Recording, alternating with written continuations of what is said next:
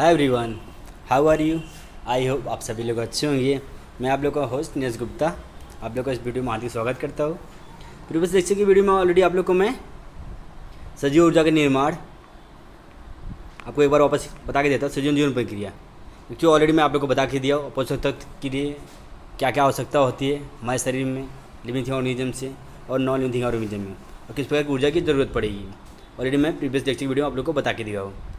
तो भी कंटिन्यू आज के लेक्चर वीडियो में आप आज की लेक्चर की वीडियो में आप ऑक्सीजन में 3 चरणों में ग्लूकोज का ऑक्सीकरण होता है। एक्चुअली उसके बारे में हम स्टडी करेंगे, अध्ययन करेंगे। ओके, टॉपिक फर्स्ट, ग्लूकोज का विघटन। विघटन मतलब उस चीज़ को अलग अलग भाग में कैसे खंडित किया जाता है अथवा एक्चुअली विभाजन किया जाता है, उसे हम विघटन कहते हैं। एक्चुअली उसे इंग्लिश में ग्लाइकोलिसिस। ग्लाइको मीन्स होता है ग्लूकोज, लिसिस मतलब होता है break down of molecules. Okay, पहले आपका कोशिका द्रव्य में होने वाली इस प्रक्रिया में ग्लूकोज के एक अणु का विभिन्न चरणों में विघटन होकर पारुविक अम्ल ADP, NADH2 और पानी, इन सभी के दो अणु बनते हैं। देखो ध्यान में रखो, कोशिका के द्रव्य में जो सेल रहता है कोशिका होने में, इस प्रक्रिया में जो प्रोसेस चलता रहता है उसे हम प्रक्रिया कहते हैं। एक अणु का विभिन्न चरणों में विघटन होकर, जो एक अणु रहेगा उसका विभिन्न चरणों में बहुत सारी चीज़ों में विघटन मतलब अलग अलग भागों में ब्रेकडाउन होकर पारुविक अम्ल ADP मीन्स एडेनोसिन ट्रायोफॉस्फेट होता है, और Na2H2 का मतलब होता है nicotine amide adenine dinucleotide hydrogen, और पानी मीन्स H2 होता है। इन सभी को दो अणु बनते हैं। कितने होते हैं? दो अणु। देख रहे हो NADH2 का और H2 का सबके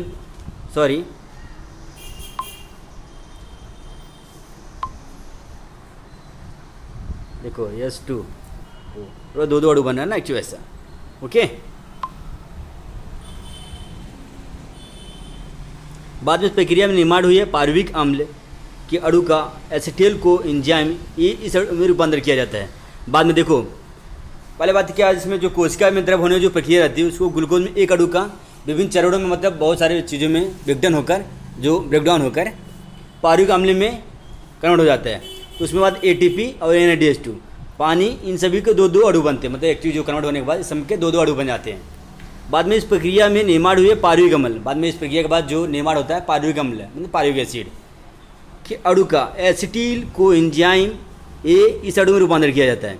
जो पारुविक अम्ल तैयार हो गया आपका ना, उसको एसिटिल को एंजाइम इस अणु में रूपांतरित किया मतलब एक्चुअली उसमें कन्वर्ट कर दिया जाता है।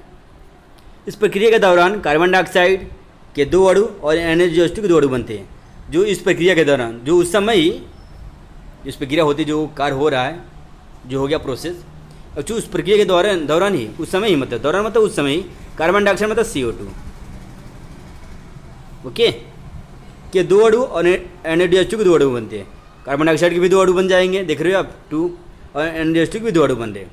तभी जब उस समय कौन सा इस प्रक्रिया के दौरान कार्बन डाइऑक्साइड के दो अणु NADH2 के दो अणु बनते हैं। ओके, जब प्रोसेस होता है एक्चुअली उनका तभी कभी जब ग्लूकोज को उसका द्रव्य में होने वाली विघटन के समय। ओके, विघटन आपको पता रहेगा वो चीज़ को उसका जैसे लिविंग ऑर्गेनिज्म हो गया, बॉडी के अंदर के आने के बाद जो चीज़ को अलग अलग भागों में खंडित किया जाता है। बाद में कन्वर्ट होकर आपको देखो पारुविक अम्ल बन रहा है। पारुविक अम्ल के बाद ATP और NADH2 बाद में इन सभी के दो अणु बन रहे हैं। बाद में इस प्रक्रिया में निर्माण के बाद बाद में इस प्रक्रिया के निर्माण हुए। इस प्रक्रिया में क्या निर्माण होता है? पारुविक अम्ल। पारुविक अम्ल का अणु को एसिटिल को एंजाइम ये आपका जो प्रकृति सहायता से मतलब इसमें जो एंजाइम सहायता हो जाती है इसी में रूपांतरित किया जाता है। ठीक है, दाना उसमें कार्बन डाइऑक्साइड के दो अणु NH2 के दो अणु बन जाते हैं। ओके, बस एक्चुअली ये चीज़ ग्लूकोज का विघटन होते समय मतलब अलग अलग विघटन मतलब ब्रेकडाउन। ओके, ट्राइकार्बोक्जिलिक अम्ल मीन्स क्रेब्स साइकिल। ट्राइकार्बोक्जिलिक अम्ल मतलब होता है क्रेब्स साइकिल। ओके,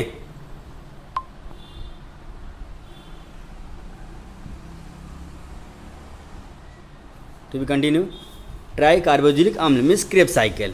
ओके, देखो try carboxylic means try means 3, try means क्या होता है 3, और कार्बोक्जिलिक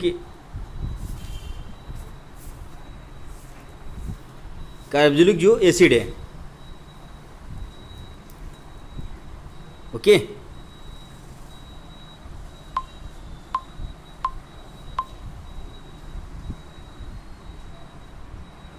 कार्बोक्सिलिक एसिड।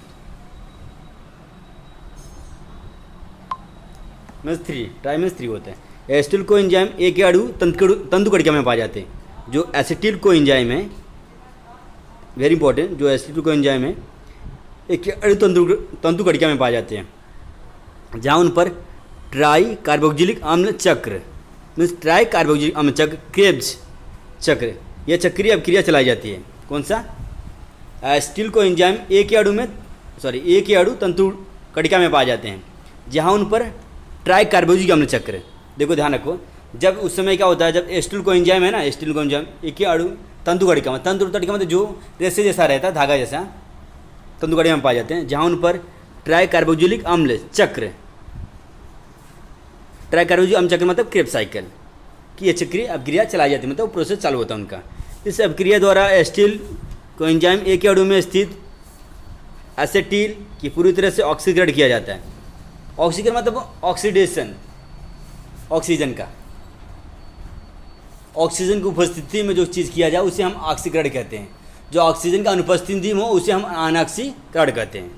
ओके, उसके द्वारा जैसे CO2, H2O, NADH2, FADH2 और ATP के अणु प्राप्त होते हैं। देखो, जब ट्राई कार्बोक्सिलिक अम्ल जब उनका प्रोसेस चालू होता है, तब एक्चुअली उस समय ही carbon dioxide, water, nicotinamide, adenine, dinucleotide hydrogen, flavin, adenine, dinucleotide hydrogen और ATP के अणु प्राप्त होते हैं, मतलब एडेनोसिन ट्राइफॉस्फेट के अणु बनते हैं। ओके,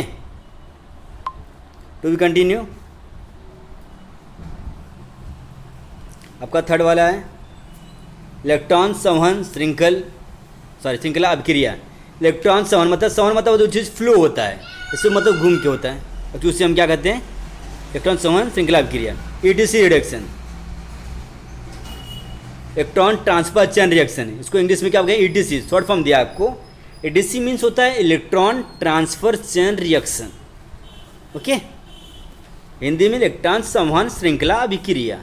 चेन मतलब श्रृंखला, मतलब जो कड़ी बनाई हुई है। पर आपका इलेक्ट्रॉन संवहन श्रृंखला अभिक्रिया भी तंतु कड़िका में ही होती है। जो इलेक्ट्रॉन जो संवहन मतलब जो फ्लो होने का काम करता है, मतलब जैसा इनका प्रोसेस रहेगा, जो क्लॉकवाइज एंटी क्लॉकवाइज पता है ना, रोटेट करते हैं, क्यों ऐसा तंतु कड़िका में होती है। उपरोक्त सभी अभिक्रियाओं के समय बने NADH2 और प्रत्येक अणु में 3। देखो, उपरोक्त सभी अभिक्रियाओं के समय जो सभी अभिक्रिया होती है, रिएक्शन होता है, उसमें NADH2 निकोटिनेमाइड डाइन्यूक्लियोटाइड हाइड्रोजन के प्रत्येक अणु से 3 और FADH2 के प्रत्येक अणु से 2 ATP के अणु प्राप्त होते हैं। देखो, सबसे बड़ी इंपॉर्टेंट चीज़ है ATP। ATP क्या चीज़ है? जो है एडेनोसिन ट्राइफॉस्फेट, जो आपको प्राप्त होता है कहाँ से? कोशिका से। NADH2 के प्रत्येक अणु से 3 और FADH2 के प्रत्येक अणु से 2 ATP के अणु प्राप्त होते हैं। देखो, NADH2 से आपको 3 अणु प्राप्त होता है, NADH2 से 3 अणु, और जो आपका FADH2 है, इससे 2 अणु प्राप्त होते हैं। ओके, ATP क्या ध्यान रखना, ATP का अणु प्राप्त हो रहे हैं। इस प्रक्रिया में ATP के साथ साथ पानी की भी अणु बनते हैं। देखो, इस प्रक्रिया में ATP होता है एडेनोसिन ट्राइफॉस्फेट, तो उसमें साथ पानी की भी अणु बनती है। इस प्रकार ऑक्सीशोषण में ग्लूकोज का पूर्ण ऑक्सीकरण विघटन होता है। ऑक्सीशोषण में जो ग्लूकोज रहेगा C6H12O6, आपको मैं ऑलरेडी यूट्यूब पे बता के दे चुका हूँ, ऑलरेडी मैं अपलोड भी किया, आई होप आप सब लोग देख लिए होंगे। उसका पूर्ण ऑक्सीकरण विघटन होता है, मतलब ऑक्सीजन की उपस्थिति में जो विघटन हो उसे हम ऑक्सीकरण कहते हैं। ओके, अगर ऑक्सीशोषण में ग्लूकोज का पूर्ण ऑक्सीकरण विघटन होता है, और ऊर्जा के साथ साथ CO2 और H2O की भी अणु बनती है। जो ऊर्जा के साथ साथ में देखो CO2 और H2O वाटर के भी अणु बन जाते हैं। इससे आपको देखो इसमें कंटिन्यू पायरुविक अम्ल, क्या है? पायरुविक अम्ल आप जो आपको दिया ना, तंतु कड़िका और ट्राई कार्बोक्सिलिक अम्ल चक्र। ओके, तो क्या है आपका ये पायरुविक अम्ल। पायरुविक अम्ल में क्या होता है? देखो रे, अब एक इधर से स्निग्ध अम्ल, एक से मतलब चिकना पदार्थ। पायरुविक एसिड मतलब जो चीज़ वो अम्ल के द्वारा सब चीज़ विघटन होता है, जो चीज़ उसमें प्रेजेंट रहता है, पाया जाता है, उसे हम पायरुविक अम्ल कहते हैं।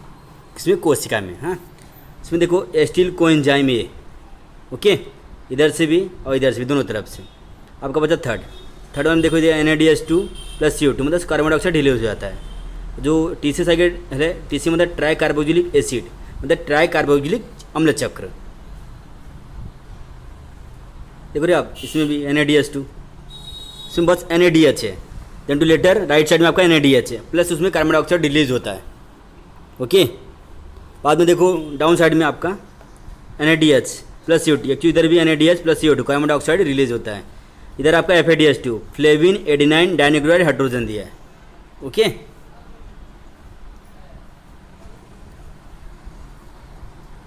देख रहे हो आप NaDH2 और प्लस CO2 बताइए जो कि आपका जो सोडियम है, सॉरी जो न्यूक्लियोटाइड एमाइड डाइन्यूक्लियोटाइड हाइड्रोजन है कार्बन डाइऑक्साइड साइड में रिलीज हो जाता है, मतलब वो चीज़ ऑक्सीडेशन होता है, ऑक्सीडेट हो जाता है उसका। ओके, टू बी कंटिन्यू में आप देखो आंतरिक आवरण, बाह्य आवरण। आंतरिक आवरण में तो जो इंटरनली प्रेजेंट है मतलब अंदर से, देख रहे हो आप, जो इंटरनली प्रेजेंट, जो बाह्य आवरण मतलब बाहर, जो कवरिंग मतलब प्रोटेक्टिंग करने का काम करते हैं, उसे हम बाह्य आवरण कहते हैं। जैसे आपको पता रहेगा एक मतलब 3 लेयर होते हैं। एक्चुअली जो ऊपर रहता है वो हार्ड रहता है, जो मिडल में रहता है एक्चुअली वो उससे थोड़ा कम हार्ड है, जो एकदम रहेगा वो आप एकदम मेम्ब्रेन मतलब पतली झिल्ली जैसा रहते हैं, पतला थिन लेयर रहता है, उससे हम कहते हैं। उस प्रकार आपका ये आवरण होता है, जो चीज़ वो सबको प्रोटेक्ट करने का काम करते हैं। ओके, तो कंटिन्यू। अभी आपका देखोगे NAD means nicotinamide adenine dinucleotide होता है। Okay, NAD means nicotinamide adenine dinucleotide, FAD flavin adenine dinucleotide. Okay, ATP means adenosine triphosphate या ऊर्जा से समृद्ध एक ऐसा अणु है। किसने पूछा ATP क्या है? ATP मीन्स एडेनोसिन ट्राइफॉस्फेट या ऊर्जा से समृद्ध एक ऐसा अणु, मतलब ऊर्जा से बना हुआ एक कनेक्टेड एक अणु है। Okay, ATP means adenosine triphosphate या ऊर्जा से समृद्ध एक ऐसा अणु है। इसमें फॉस्फेट के 3 अणु एक दूसरे से जिससे बंध द्वारा जुड़े होते हैं। फॉस्फेट के क्या 3 अणु होते हैं, जो फॉस्फेट आता है फीका, उसमें 3 अणु एक दूसरे से कनेक्टेड मतलब बंध से जुड़े रहते हैं, वन टू अनदर। उन्हीं बंधों में ऊर्जा संग्रहित हुई, उन्हीं जो एक दूसरे कनेक्टेड रहते हैं उसमें क्या ऊर्जा संग्रहित होती है, मतलब स्टोर करके रखा जाता है। इन ATP अणुओं को कोशिका में आवश्यकता अनुसार संग्रह करके रखा जाता है। ATP क्या करते हैं?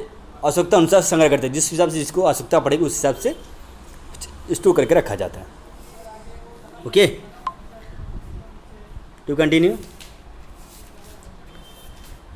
रासायनिक दृष्टि से ATP है एडेनोसिन राइबोन्यूक्लिक ऑक्साइड से बना फॉस्फेट का एक अणु है। कौन? रासायनिक दृष्टि से, मतलब केमिकल रासायनिक दृष्टि से आप देखोगे तो ATP जो है एडेनोसिन राइबोन्यूक्लिक ऑक्साइड से बना ट्राइफॉस्फेट का अणु है। ट्राइफॉस्फेट जिसका आपका ट्राई कार्बोक्सिलिक एसिड होता है ना, जो वैसे ट्राइफॉस्फेट है एक अणु है जिससे वे चीज़ तैयार हुआ है। का नाम क्या, उनका नाम क्या रहेगा? एडेनोसिन राइबोन्यूक्लिक ऑक्साइड या एडेनोसिन राइबोन्यूक्लिक ऑक्साइड। ओके, इसमें एडेनिन या नाइट्रोजन युक्त अणु राइबोसिफाई एस्टेन O5 या पेंटो शर्करा और 3 फॉस्फेट के अणु से होता है। क्या बोल रहे हो आप? देखो इसमें क्या है, इसमें एडेनिन या नाइट्रोजन युक्त अणु, अणु जैसे गैस, राइबोस सिफा एस्टेन O5 मतलब 5 कार्बन इसलिए पेंटोज, 6 रहेगा हेक्स, 7 रहेगा हेप्टा, 8 रहेगा ऑक्टो, 9 है तो नैनो, 10 है तो डेका। 3 फॉस्फेट के अणु से होता है। ऊर्जा की आवश्यकता अनुसार ATP के फॉस्फेट अणुओं के बीच का बंध तोड़कर उसमें ऊर्जा प्राप्त की जाती है। ATP के फॉस्फेट अणुओं के बीच का बंध, जो ATP रहेगा ना एडेनोसिन ट्राइफॉस्फेट, जो अणु के बीच का बंध को तोड़कर उसमें ऊर्जा प्राप्त की जाती है, इसलिए ATP को ऊर्जा का चलन करेंसी कहते हैं। देखो वेरी इंपॉर्टेंट है, ऊर्जा की आवश्यकता अनुसार जिस प्रकार अगर ऊर्जा की ज़रूरत हो रही है तो ATP के जो फॉस्फेट अणु के बीच का जो बंध तोड़कर है, जैसे अब आपको बता रहे ATP के जो बंध रहता है ना एक दूसरे से कनेक्ट रहता है, उसमें ऊर्जा स्टोर रहती है। जब अगर ऊर्जा की आवश्यकता हो रही है तो उस बंध को तोड़ दिया जाएगा, तोड़कर उसमें ऊर्जा प्राप्त की जाती है, इसलिए ATP को ऊर्जा का चलन अथवा करेंसी कहते हैं, मतलब टू बी कंटिन्यू काम करने का रहता है। ओके, देखो आपको एग्जाम्पल जैसे दिया है, जान दो। एक्चुअली आज की वीडियो में बस इतना ही, क्योंकि अगर आप पढ़ा के दोगे बहुत लॉन्ग हो जाएगा और आप लोग समझ भी नहीं पाओगे। ओके, तो आप लोग किसी कुछ डाउट रहेगा तो कमेंट करके आप पूछ भी सकते हो। और आज के लेक्चर की वीडियो में बस इतना ही। ओके।